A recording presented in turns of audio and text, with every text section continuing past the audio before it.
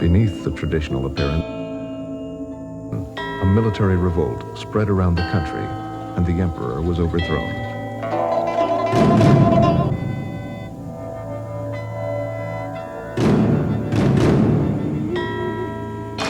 In the early years of the Republic, the central government was weak and ineffective. Dozens of military commanders called warlords moved into the political vacuum.